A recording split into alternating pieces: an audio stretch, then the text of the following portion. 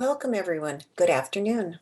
My name is Gwen Anholt, and I'm pleased to welcome you to a panel presentation on medical assistance in dying, MAID, and dementia. My colleague, Lynn Van Leuven, and I co-chair the Victoria Dying with Dignity chapter and are keenly aware of how important this topic is for people. Lynn and I regularly do presentations in the community, and invariably, the first question we get asked is concerning the intersection of MAID and dementia. This is not surprising, as 1 in 5 Canadians care or have cared for someone with dementia. Lynn will be managing the questions for the question and answer portion, and I will serve as moderator. The purpose of today's webinar is to provide you with information about how dementia fits with MAID. We will dispel some of the myths and explore the realities of this complicated issue. To this end, we have an excellent panel representing the law, the physician's experience, and the lived experience of a family member with a dementia diagnosis. Our deep appreciation to all 3 panel members. I know you will find their insights and experience valuable. A few housekeeping details before we move right into the presentations. Everyone is muted and your video is off. This session is being recorded and will be posted on the Dying with Dignity Canada website. There will be time at the end for your questions. If your questions are personal in nature, we would invite you instead to email us. Feel free to post questions as we go. We will try to get through as many as possible in the time we have. A couple of words about the process. The session is broken down into 2 parts. Each speaker will share their thoughts for 10 or 15 minutes. Following all 3 speakers, we will enter the question and answer segment. Now I'd like to introduce our esteemed panel. Our first speaker is Grace Pastine. In her role as litigation director for 15 years with the BC Civil Liberties Association, Grace has been involved with MAID from the very beginning. She was one of the trial team in the Carter case, which resulted in physician-assisted dying being decriminalized in 2016. Grace was also part of the legal team that represented Julia Lamb in her challenge to the restrictive laws which limited assistance in dying to people whose deaths weren't reasonably foreseeable. Those restrictions made it impossible for most people with dementia to access MAID. She has repeatedly appeared before government to advocate for changes to the law for all adults suffering greatly from conditions such as dementia. After hearing about the law, we'll move to Dr. Tanja Daws, who will bring the physician's perspective. Tanja works as a regular family doctor in the Comox Valley, here on Vancouver Island, with MAID as a practice on the side. She was one of the first physicians to be a MAID provider and brings a wealth of experience to the topic. She is a founding member of the Canadian Association of MAID Assessors and Providers and chairs one of the working groups for the development of a national MAID curriculum, something I suspect is badly wanted in the community. Our final presenter is Mark Gervan. Mark is one of our active volunteers here in Victoria chapter and is passionate about MAID as he had 2 family members with dementia who accessed MAID. And for those that joined a bit late, I'm just going to reiterate, we would love to get your questions. Feel free to start posting them even right now if you have some in the back of your mind or as the presentations unfold. And now I'll turn the microphone over to Grace.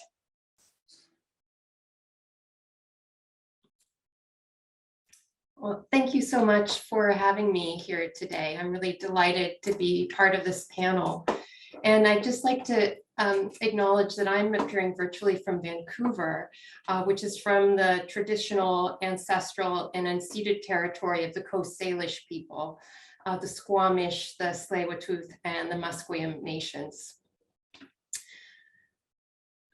As we all know, dementia is an incurable condition affecting an estimated 500,000 older adults in Canada. And that number is expected to grow as the number of people entering older age surges. So whether you live with dementia, you care for a person living with dementia, or you're simply planning for your future, knowing that dementia is a risk, it's important to have the information you and your loved ones need to make thoughtful choices about your care. And so today, my goal is to help provide you with some of that information so you can implement proper planning and stay in control of your life and make end-of-life decisions that reflect your own values, your own priorities, and your own beliefs. So, the critical question people have is, how does the new law on assisted dying impact people with dementia? So Bill C-7 was passed in March 2021. It expanded access to medical assistance in dying for people with dementia, as well as for some people with other serious medical conditions.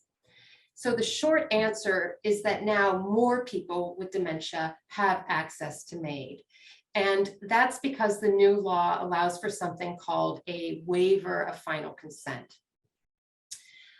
The waiver of final consent allows someone who has already been assessed and approved for MAID to receive it on their chosen date, even if they don't have capacity to consent at the time of the MAID procedure.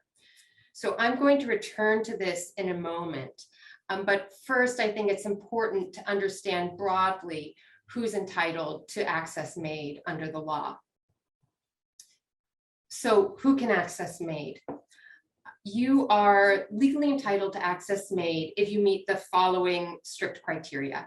You need to be 18 years of age or older. You must be eligible for publicly funded healthcare services. You need to be able to make informed decisions with respect to your health. You also must be able to make a voluntary request that is not the result of external pressure.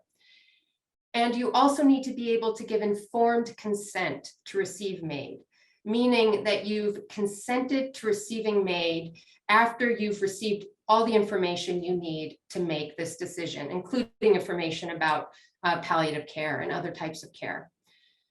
And finally, most importantly, you need to have what's called a grievous and irremediable medical condition. So what does it mean to have a grievous and irremediable medical condition? It means that you need to have a serious and incurable illness, disease, or disability.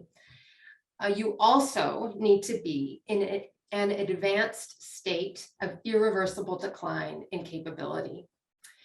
And finally, your illness or your disease, your disability must cause you enduring and intolerable physical or psychological suffering.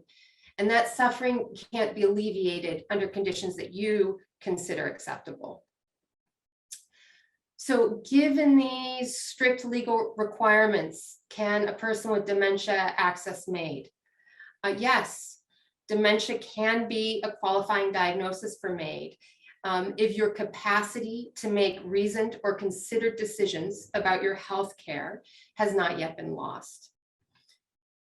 So for people with a diagnosis of dementia, there are two important issues with respect to determining eligibility. The first is, do you have capacity to make the decision to have assistance in dying?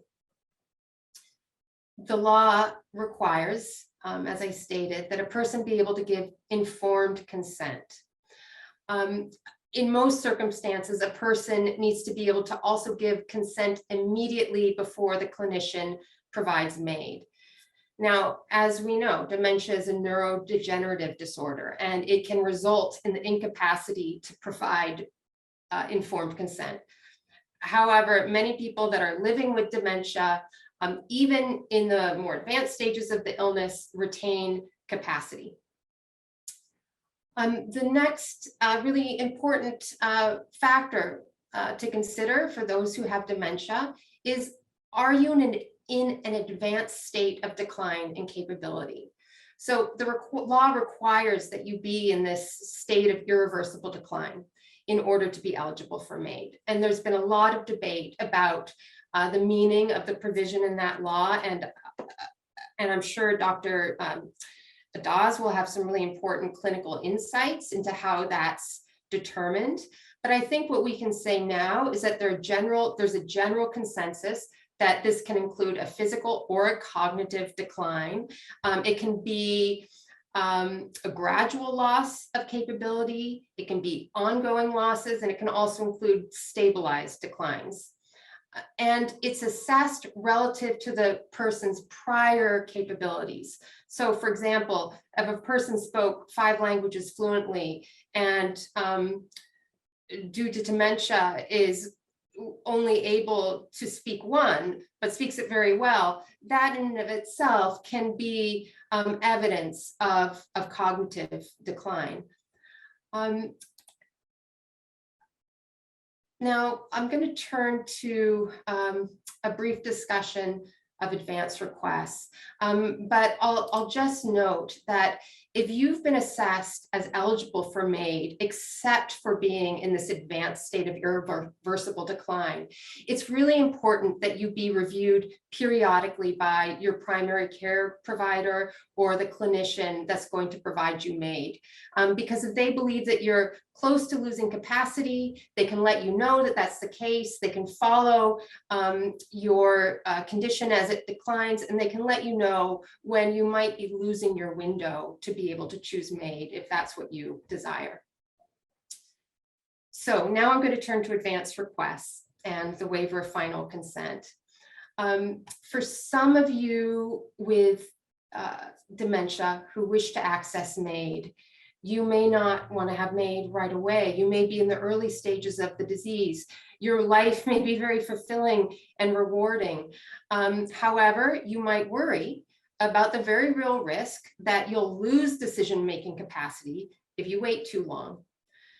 Now, fortunately, because of the new law, people can use something called a waiver of final consent. A waiver of final consent is available to a person who has requested MAID, been assessed, and been found eligible for MAID by a clinician.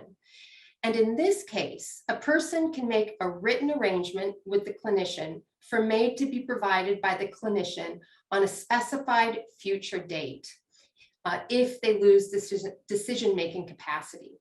So what this allows is for the procedure to be provided at some date in the future in case the person loses the ability to make the decision. This is really frees many people from that really cruel choice of having to decide, even though they might have life that they feel is really worth living, whether they nonetheless need to request MAID because otherwise they'll just lose the opportunity. The important thing to note here is that if a person wants to have this option, the clinician and the patient can agree to follow a process by which the clinician will follow the patient closely over time. And once the person's decline has become advanced, and if suffering has become intolerable, they'll be eligible for MAID, and then this process can kick in. And this change in the law was an enormous step forward and brought a tremendous amount of relief to a lot of people. This waiver of final consent is basically a limited form of an advance request, which is also known as an advance directive. Unfortunately, there are still many people with dementia who aren't helped by this change in the law. And that's because some people will lose decision-making capacity before their sufferings become intolerable. And therefore, they won't be eligible for MAID and they won't be able to access it. So this new law doesn't go as far as many Canadians had hoped. And indeed, it doesn't go as far as recommended by government advisory groups. However, it's an important step forward. For those who are looking for the law to allow for a broader advance requests, these people's hopes for MAID hang on the work of a joint committee of the House and the Senate. And they are going to be looking into arguments for and against allowing advance requests. The committee was formed in the wake of the new law, but it was disbanded last summer by the election call. It hasn't yet been reconstituted, but presumably that will happen in the near term. And they have a 1-year deadline to report back to government. So just in conclusion, I'll note that the needs of people with dementia that are very unique and they require special consideration. And we all know that decisions about care, about end-of-life care, can be very challenging. If you're a person living with dementia and you'd like to know if you're eligible for MAID, I recommend that you speak with your healthcare provider. And in most circumstances, this will be your family doctor. And really the key in all of this is to identify what your personal values and wishes are, so that you are in the driver's seat and you can seek the care that you want in the event of a dementia diagnosis. Thank you, Grace. You've given us a wonderful overview and a bit of a historical overview, which I think is really important for this particular topic. So thank you. I know we'll be back to you with questions later, but I'd like now to move it to Dr. Tanja Daws, who really, I think, is just so well positioned to paint a picture for us from a physician's perspective. Thank you for speaking to you today from the unceded territory of the Comox First Nations. It's an honor to be asked to talk to such a big audience. And some of what I will discuss will overlap a little bit with what Grace has said, but I'm going to go there because that is practically relevant to explaining how it is actually done in practice with a MAID provider. So we look at the MAID numbers, and 500,000 people have dementia at present, and about 900,000 is estimated to live with dementia by 2030. We know from experience from the Netherlands that only about 3% of their cases are for people with dementia, and the vast majority is still cancer, neuromuscular disease, and organ failure. So despite there being such high numbers of people with dementia, there is still very low use of MAID for dementia, even in established areas. Now, on the Vancouver Island region, where we have the highest MAID rate in the world, we have no idea how many of our cases are truly due to dementia, but the number seems to be even lower than 3% at the moment. And in 2020, MAID between the 4 different quarters of the year made up 6.3 to 8.1% of all deaths on Vancouver Island, which is more than double of the Netherlands. So one would expect with our aging population that we will have a high demand for MAID for dementia, but it is a slow process for a person to actually come to have MAID for dementia, as we often follow people for years. So statistics may not reflect that for a number of years initially. Now, the little bit of teaching that we always have to do as doctors is just a little basics about dementia. I know you all know what it is, but there's a need to dig a little bit deeper. And what I really want to bring across is that there are different kinds of dementia. We talk about dementia as a sickness, but it's really made up of different forms of dementia, the most common being Alzheimer's, and then vascular dementia, then mixed dementia and Lewy body dementia, frontotemporal dementia, and then there's a host of other illnesses that also have dementia as one of the illness features, such as Parkinson's disease, Huntington's chorea, Creutzfeldt-Jakob disease, long-term alcohol abuse, and trauma, for instance.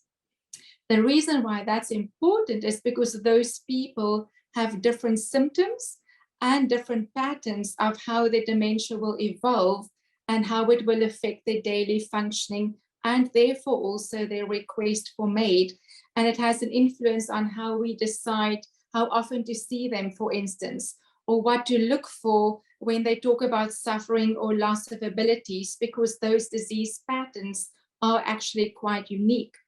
Now, dementia as a whole is well known, but people still struggle to explain it because most people think of dementia as memory loss in the beginning, And then somehow people magically end up in nursing homes completely incapacitated.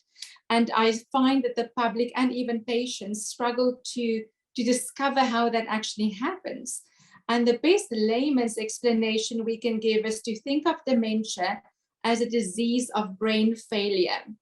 And over time, just as heart failure and kidney failure would go from mild to moderate to severe to terminal, dementia also affects the different brain functions depending on the kind of dementia in different orders. Certainly most will affect memory, but eventually dementia of all these forms will also affect things such as orientation, attention, language ability, mathematical ability, visuospatial thinking, abstraction, decision-making, calculation, emotional control, and even things such as personality and mood. It also will interfere with inhibition of behaviors that people otherwise would have moderated cognitively. And physically, it also leads to impairment of balance and coordination and leads to severe frailty. And eventually down the line, in a very severe form, it even will influence things such as swallowing and eventually breathing. It also, very importantly, affects the invisible functions of having insight and judgment of one's own being and one's behavior. So if we take all that into the mix, one can see that assessing people for dementia and their symptom progression can become extremely complicated. So just to repeat what Grace has already said, there are 4 things that we look for in terms of, other than the safeguards, qualifying people for dementia. The first being that it is a serious and incurable illness. Despite there being medications that can slow it down for some patients, the disease does become lethal. And for most patients, they will face death within 7 years of the initial diagnosis.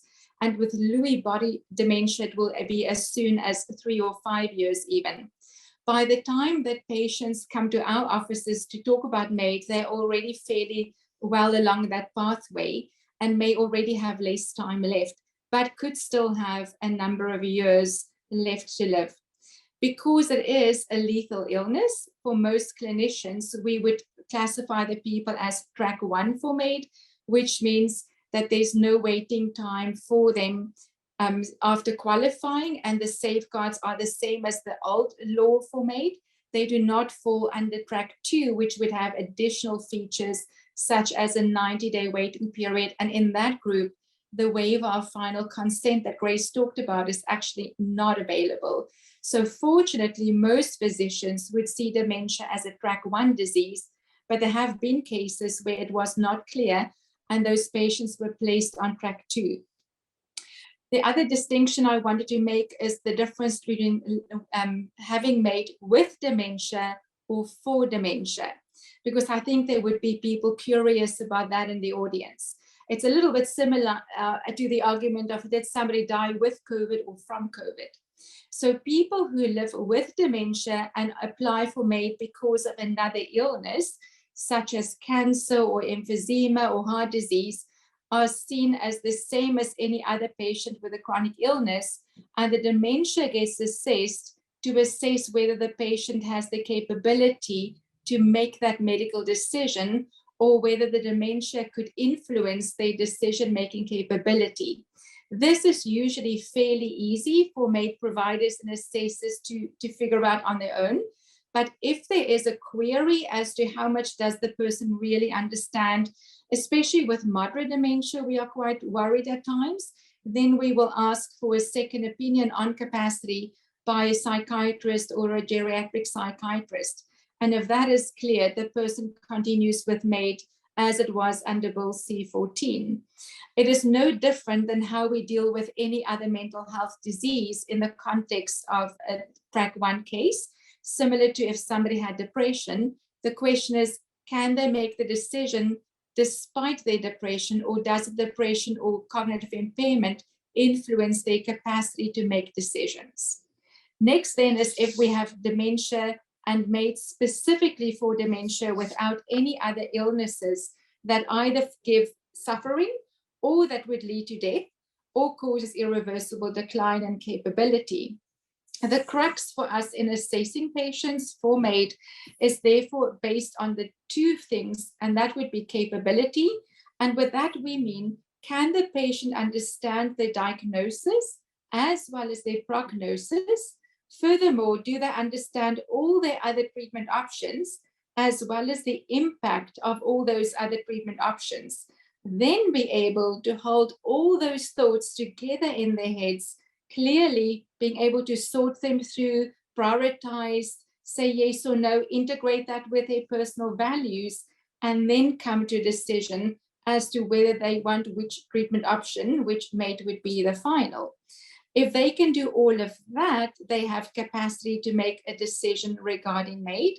And for a lot of patients, they would ask us for that in a moderate state of dementia. Most people with mild dementia live fairly normal lives, some memory impairment, but otherwise fairly normal. But by the time they reach a moderate demented state, that's where symptoms escalate and they start being truly burdened by the illness, and the anxiety for the future increases dramatically.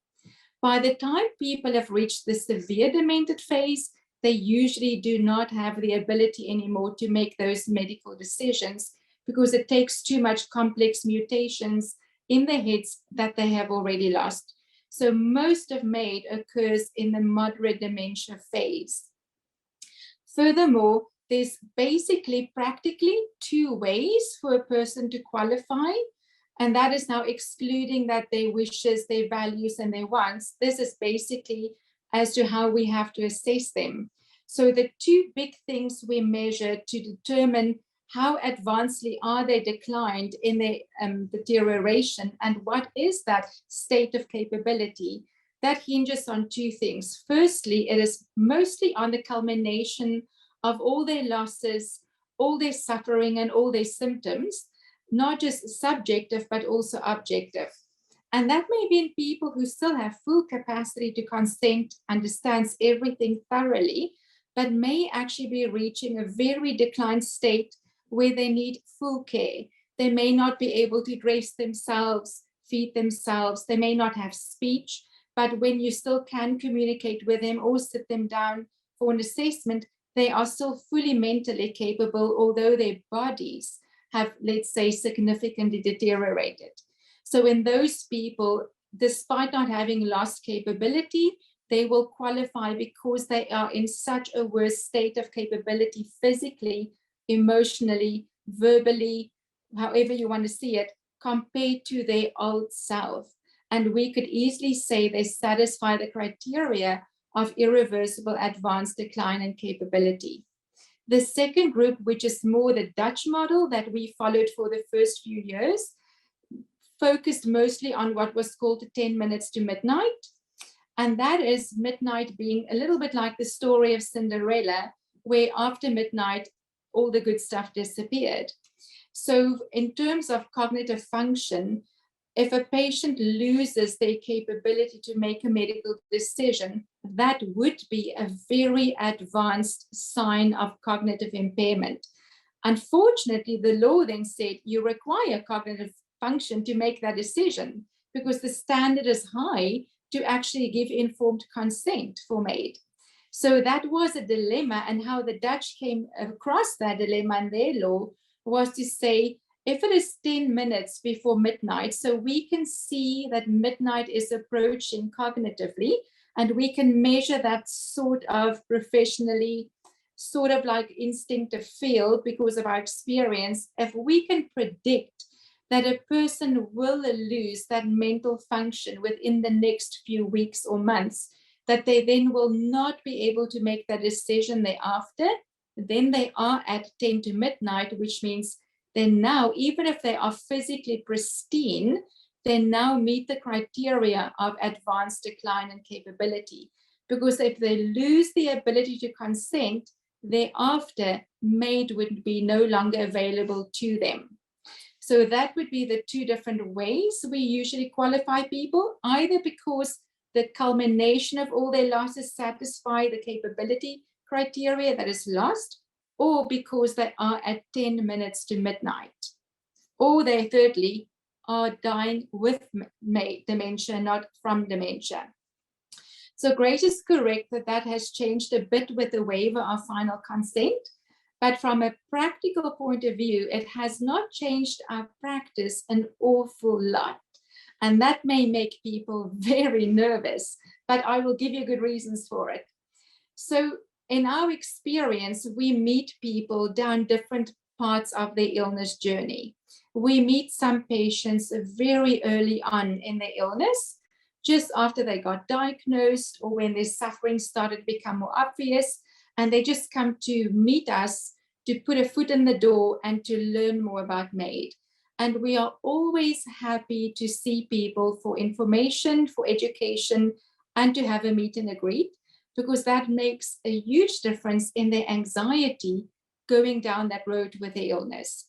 Some of those people we will invite back a year later or 6 months later, or say come back when your family doctor says or you see that are far more significant symptoms.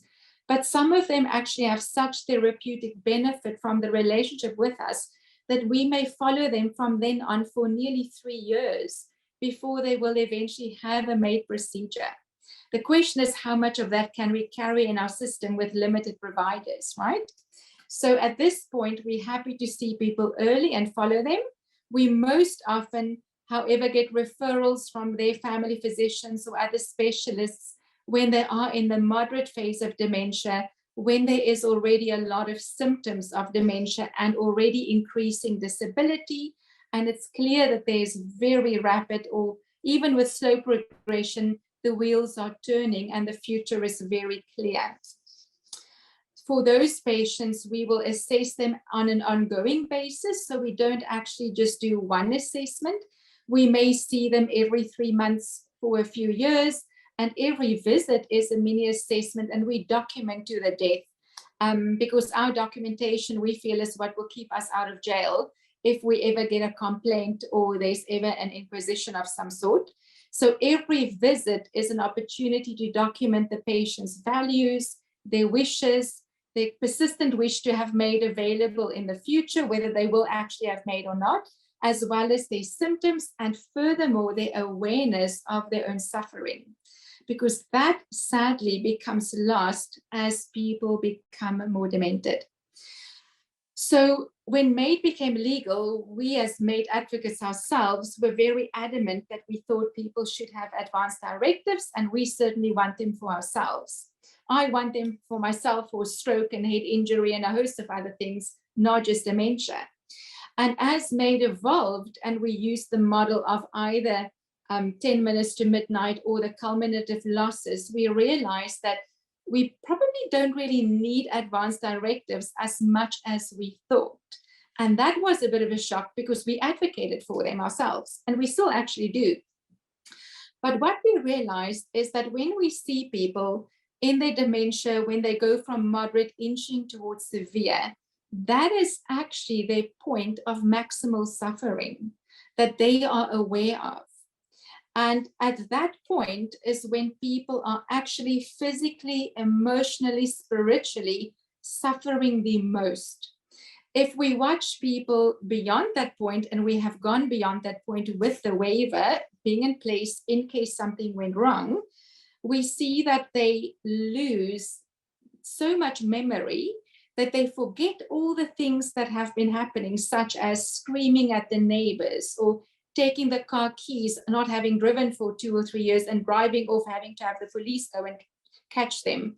They forget their hallucinations. They forgot that they were incontinent the night before or was up all night pacing and their spouse was nervous. So at some point, they lose not just the memory to remember what happened, but they also forget what their values were. Their values change because their personalities can change. Their wishes change because they accommodate and adjust to their symptoms and their losses. I'll give you an example. I have a patient who used to write poetry and was an adamant reader every day, a voracious reader, can't read anymore, can't even watch TV and hold that concentration long enough to see a half-an-hour show, and initially really suffered from the loss of the poetry in their life and then the reading, and now does really not care about that anymore and doesn't even remember that they wrote poetry and used to read. So that used to be a part of the intense suffering, but now they've forgotten that that's who they were. So we talk about the personhood, who you are and who you will become if you are completely severely demented, and that will be another personhood. Currently, with the law, just the way it is, and with using the waiver as a backup, we think that we are actually offering people MAID at the point where they are suffering the most, and they have insight into their suffering, and they still choose it freely, and that they're not forgetting why they want it MAID. For those who we go a bit further, it becomes really hard practically, because we have to spend a session with them and their family, reminding them of all those bad things that happened. And it's like telling somebody for the first time that a spouse has died. It is painful. And then they go through shock. Some of them are paranoid and don't believe that that happened. And then we have to deal with the therapeutic trust between us and them and family. Did those things really happen? Then they go, oh my word, how can I do this to my family? And yes, I always said I don't want my family to suffer through that. I didn't want to go through that, but I can't see it anymore. So yes, I will have MAID now. So our fear with the advance directive and even with the waiver, and we're using the waiver far more cautiously than how Grace has outlined it, we worry that if we go that far and we miss that moment of maximal suffering, that we're going to have much more difficult conversations with people that may or may not then want MAID. So we practically use the waiver if we identify 10 to midnight, or we identify that MAID is close, we will sign a waiver for that period on a practical basis. We know we can go longer, and that legally we can use it as maybe a little bit of an extension, but we are nervous to use it and be seen as using it as an advance directive, because as practitioners, we don't feel safe for not going to jail if we are seen to use the waiver as a discrete advance directive. Furthermore, if we do so, and it's safe legally to do, and the patient then says, but I'm not suffering, and a patient of mine said, well, I'm happy, my life is great, I don't suffer. And myself and the wife had to think, how are we going to broach this? And that's when you go into those painful conversations. Then the question is, on the day of MAID, do you have to do all of that again? That is a very difficult thing to ask a person to make peace with their death on that day and not want to extend and extend. Or what if they say no? Because if they then say no or decline MAID and the waiver expired because they don't have capacity anymore to extend it to another waiver to buy more time, then their window of opportunity for MAID is gone forever. Similarly, if a patient is happily demented and hasn't suffered all the way through the illness process, what do we do if they suffer down the line? Then an advance directive may be helpful, but when do we decide? And that's what they grapple with even in the Netherlands. So if people have an advance directive, when do you go in and offer them MAID? And what if that person has paranoid ideation that people are out there trying to kill them? And what if that person is no longer the first person, but has changed in personality and values and don't want to die any longer because they're happy with their simple life? So practically, it is much harder than what legally has been laid out. And we try to, for this point in time, work with the most surety. And at this point, most practitioners would have the person who lives the first personhood choose for themselves, because choosing for the next personhood who will be coming in the future is fraught with missed opportunities or maybe doomed with living with that forever. And if the person chooses while they still can, they can make a final decision without all the risks of missing the opportunity. I hope that does not make it feel like an ice bucket on people's hopes and dash their dreams, but that's practically where we are. And practice evolves. As MAID practitioners, we have weekly discussions. We have a countrywide forum. And this was actually a topic under heavy discussion just a week ago. So our practice evolves as we understand our feet and grip in the law and our safety.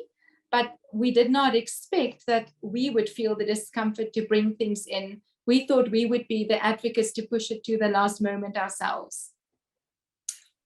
Thank you, Tanja. You've really, I think, given us a lot to think about in terms of what physicians face and some of the dilemmas you face when you're looking at this new legislation and what it allows for people. Totally different perspective we've heard, so thank you. But let's move to Mark, who can bring us the personal approach, and he's basically going to tell us his story. Thank you. First of all, I want to thank Lynn and Gwen for inviting me to actually do this seminar. And I hope that, you know, in sharing my own story with my parents' use of MAID, that it will help some other people make that decision for themselves as well. I want to thank Grace and Dr. Daws for what they do on behalf of people like my parents who, you know, benefited greatly from the legislative changes and from doctors like Dr. Daws who do this procedure. And I think that it's, they're few and far between people that are working in Dr. Daws' position.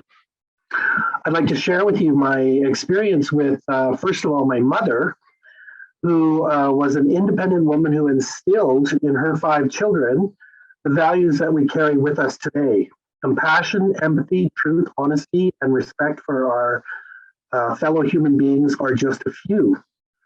She raised her 5 children from the ages of 9 to 16 as a single parent, working full-time as a result of my biological father dying when I was 9 years old. She remarried my stepfather when I was 18. My mother and I often discussed world issues and those more personal to us, such as our views on religion and politics. Included in that was dying with dignity. Thankfully, the legislation changed in time for my mom to choose MAID to prevent the type of death experienced by her mother and her sister as she cared for them when they were both diagnosed with and eventually died from colon cancer. She vowed that she would never allow herself to have such an undignified death. My mom began experiencing memory loss and eventually had a diagnosis of dementia in her early 70s. It was difficult for me to see the blank look in her eyes when we would be talking about something, and she lost not only her train of thought, but her entire self. In her late 90s, my mom developed 2 types of cancer: her dreaded colon cancer that her sister and mother had died from, and she developed lung cancer. These were separate. She immediately started the application process for MAID with sheer determination, will, and in my opinion, courage. When the day of her MAID procedure came, we all had our opportunity to chat with her and say our goodbyes, and there was no fog, no memory loss, and lots of laughs and smiles. Her deepest fear was that dementia would rob her of the opportunity to consent to the procedure. And I think that's true for a lot of people. When they know that they have a form of dementia, and at that point in time, there was no advance directive available. On the day of her procedure, her I do rang out loud and clear.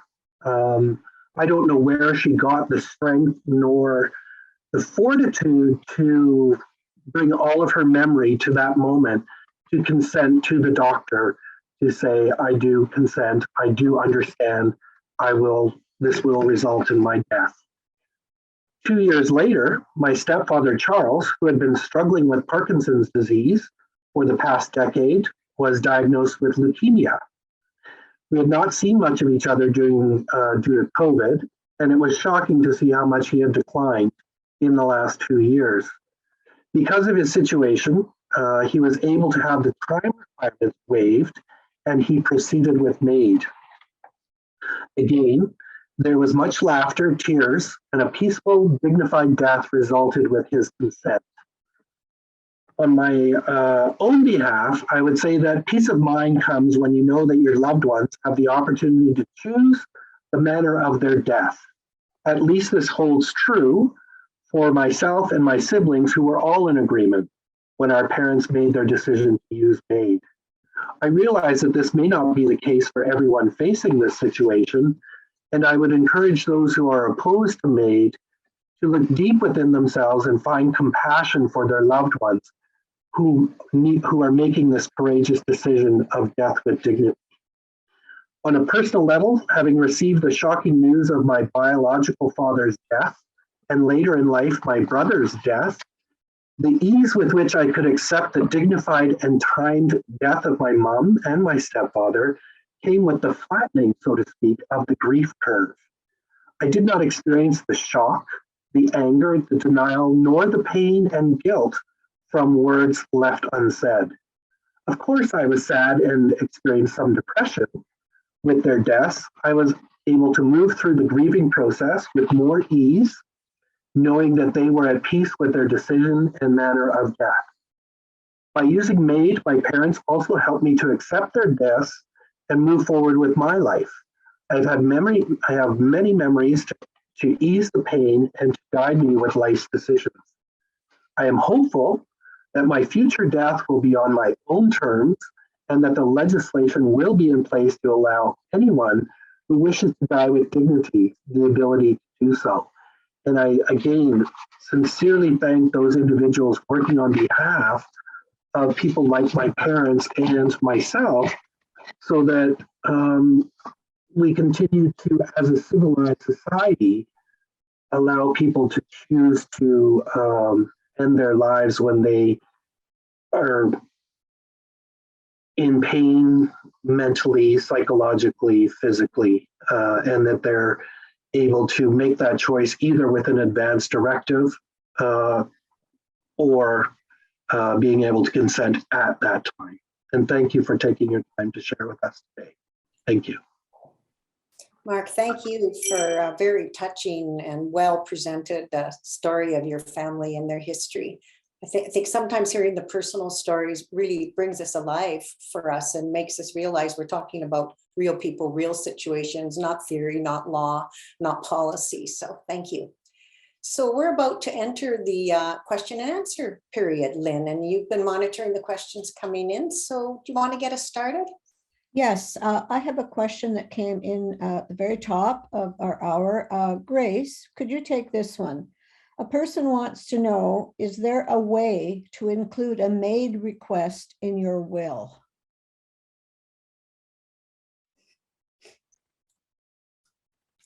Well, thanks for that question.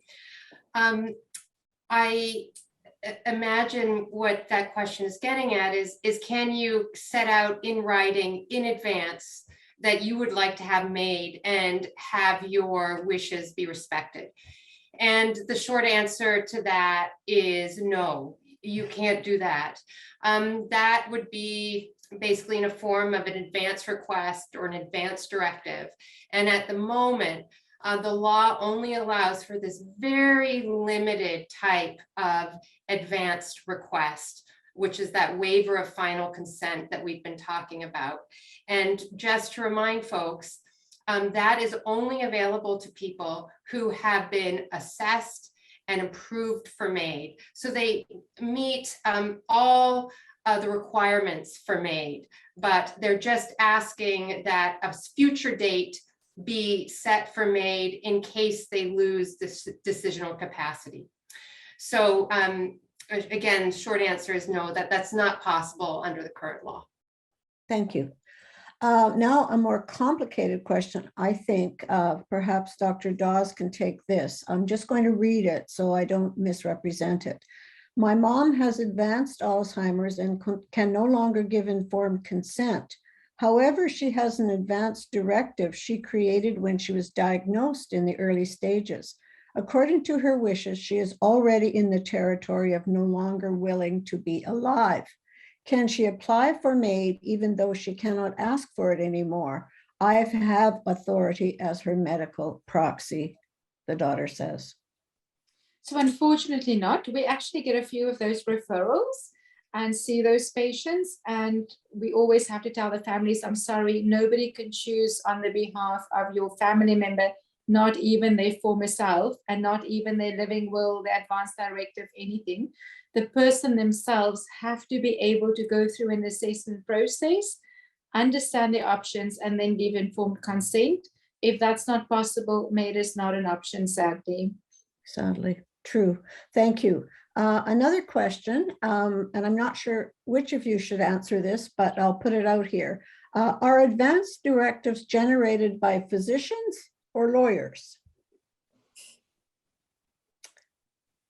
Grace, do you want to start, and then Tanya can chip in? I was actually hoping Tanya might start, but I think the maybe short answer is that they're a medical legal document. Tanya, in your experience, how are you presented with advanced directives? So most people come to us with their already finished advance directive, and those who do not have one, we advise them to consider getting one, whether that just would be a representation agreement, a formal living will, or just a written document such as the My Voice document. So usually it's something that I say is the patient's job to do.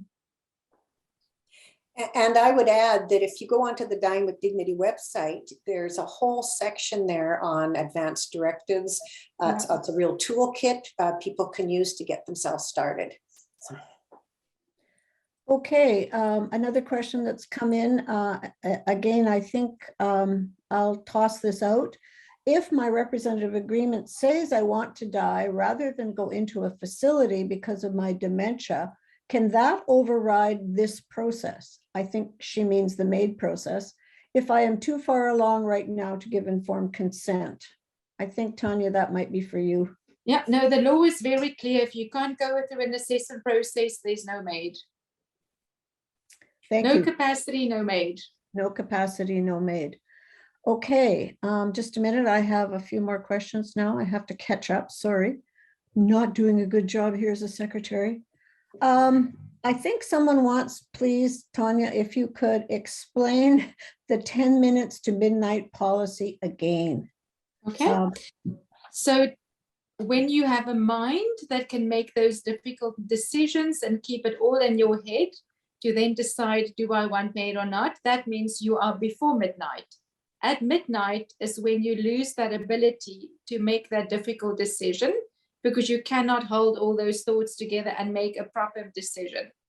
So 10 minutes to midnight is when we put MAID in place to have MAID before you lose the ability to apply for MAID. Whether you then have MAID before midnight, on midnight, or 5 minutes after with a waiver doesn't matter. Okay. Here's a question from someone whose father has Lewy body syndrome.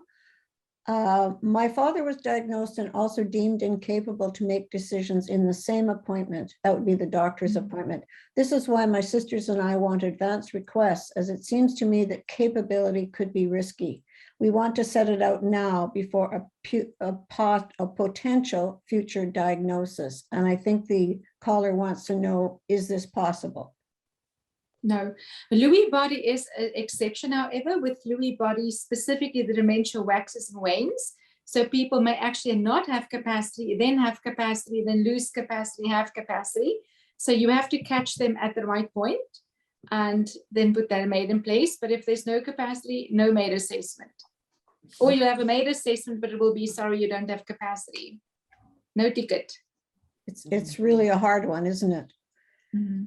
Okay, now this one I think is for you, Tanya. Under the described legal criteria for assessing MAID, can someone who has, I don't know if this is a correct word, homogeneous for the APOE4 gene, the primary determinant of late onset Alzheimer's, set up an advance directive under the clause of grievous irremediable disease condition? No, it's the same as having a gene for any other illness. If you don't have the illness, you can't qualify yet. Mm-hmm. That was my catch-22. I was wondering about that as well. All right. Now, is there any other questions out there? Because I've gone through, here we go. Do I understand correctly that the waiver means closing a specific date in the future? I think that would be for you, Tanya. Yeah, so practically we have to choose a date to do a waiver form. So there has to be a date on it, and the form specifies it is an agreement between the patient and physician to do MAID before or on that specified date if and when the patient loses capacity, which we understand means the moment they've lost capacity, MAID should be done. Because you cannot have lost capacity and then follow them for another 3 months that's on the waiver and then only do MAID. I think you would find the hard pressed to find a provider to do that. Plus, most providers don't like signing the waiver for very long. I'm a bit more liberal than some of my colleagues. And we have regular conversations about the differences in our practice, but most will not sign a waiver for a patient with MAID at all if there's not even a set date for MAID or a significant promise that MAID will happen soon.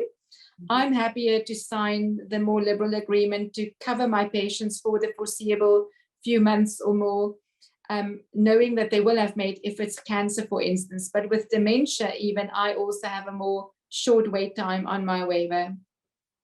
Can you, Tanja, talk a bit about how many people that have done waivers actually need them?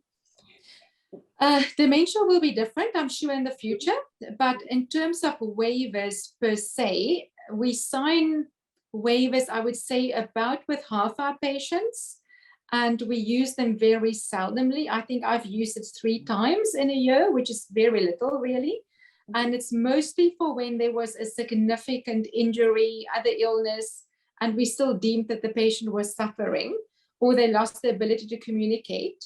But most of the time, the way MAID is, and that it is a farewell for the family with a bit of celebration of life and a more different way to die. The culture around MAID is actually that the person have their boots on, that the majority of people will still have MAID despite a waiver without needing the waiver. Ah, I see. Okay. It's really more like a security blanket than it is something that we use day by day. Right. Okay.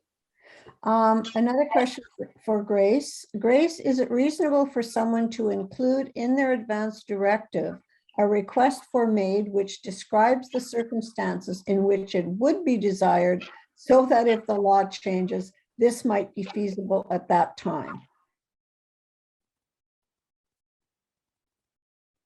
Well, that's an interesting question. I guess I'd say there's no harm in trying. If you want an advance directive and you're hopeful that the law might change that would permit you to have that advance directive be honored, then it probably is a reasonable idea to start documenting your preference, and perhaps to document that preference over time, perhaps in multiple updated versions to your advance directive. It's very hard to know if the law changes what the requirements would be for an advance directive. But I will just add, like, what seems very clear from the many questions that you're receiving about advance directives is that this is something that's deeply important to people. And I would just reiterate that a number of government advisory bodies have in fact recommended that the law be changed to allow for advance directives in some circumstances. For example, after prognosis, but before there's intolerable suffering, and that there's now a parliamentary committee looking into this. So that's really a good opportunity for people to advocate for the changes to the law they want to see, either by contacting their members of parliament or by working with groups like Dying with Dignity, like Gwen and Lynn and Mark are all doing, so which is wonderful work. I see that we only have about 2 minutes remaining. So I think what I'd like to say is that I see we've got a whole bunch of questions that just came in. Yeah. We will not be able to do them in the session, but we will look at all the questions and get back to you with responses on those questions. And I'm going to just turn it back to Lynn now. Well, thank you all very, very much. I had a lot of my questions answered. Oops, sorry. I had a lot of my questions answered, and I'd like to thank our panelists very much for giving their valuable professional time. Mark, I know this is a time away from work, so thank you as well. And thank you to Grace and to Tanja. And thank you to all of you who are panelists and who wrote in. We'll get back to you as fast as we can. I've answered some of you. Thank you all very much. And we shall continue the good fight. Thank you.